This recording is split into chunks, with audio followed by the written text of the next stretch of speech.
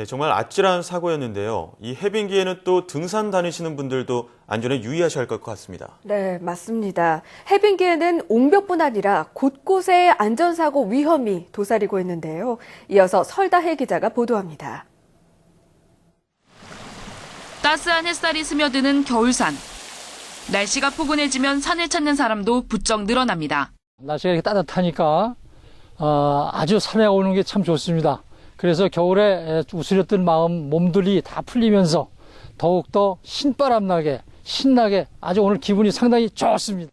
하지만 겨울과 봄 두 계절이 공존하는 해빙기의 산은 한겨울 얼어있는 산보다 훨씬 위험합니다. 겨우내 얼었던 흙이 얼었다 녹았다를 반복하면서 바위가 굴러떨어지는 사고가 발생하고 바위 틈에 얼음이 녹으면서 바위가 쪼개져 낙석으로 이어질 수도 있습니다. 미끄럼에도 주의해야 합니다. 겉으로 보기에 맨땅인 것 같아도 겉만 녹고 속은 얼어있는 경우가 많기 때문입니다. 실제로 지난 2013년 해빙기에 국립공원에서 다친 사람 가운데 절반이 미끄러지면서 골절상을 입었습니다. 해빙기에는 봄과 겨울이 공존하는 시기입니다. 기온 변화가 급변하고 낙석과 낙빙에 주의하셔야 됩니다. 얼음 낚시도 위험하긴 마찬가지입니다. 해마다 해빙기 무렵 10여 건의 안전사고가 발생하고 있기 때문입니다. 보통 얼음 두께가 10cm가 넘으면 안전하다고 하지만 이 시기에는 겉보기에 두꺼운 빙판도 안심할 수 없습니다. 온도가 올라가면서 얼음이 두께를 유지해도 강도가 약해지는 성질이 있기 때문입니다.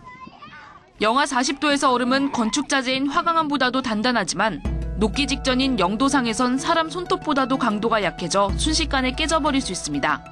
한겨울에는 이제 얼음이 굉장히 두껍게 얼어 있지만 해빙가 되면서 기온이 상승을 하면 얼음의 밑부분부터 녹기 시작합니다. 그래서 위에서 보면 굉장히 두꺼운 얼음이 얼어 있는데 싶지만 실kit이 얇아져 있거든요.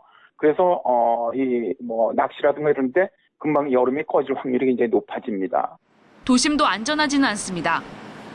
도로 한복판에 갑자기 땅이 꺼지는 현상, 싱크홀의 발생이 잦아지는 시기이기 때문입니다. 얼었던 땅이 녹으면서 진흙으로 변해 지하수나 상하수도에 휩쓸려가면 동공이 나타납니다. 이때 도로 위로 무거운 차가 지나가면 순식간에 땅이 꺼지게 되는 겁니다. 이처럼 겨울철 안전사고는 추위가 풀리는 2월에 집중적으로 발생합니다.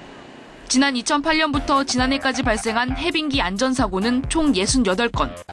낙석사고가 54%로 가장 많았고 축대 옹벽 붕괴, 건설공사장 사고가 뒤를 이었습니다.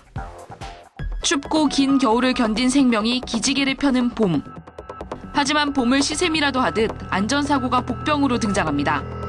해빙기 사고에 대한 경각심을 더욱 높여야 할 시기입니다. YTN 사이언스 설다혜입니다.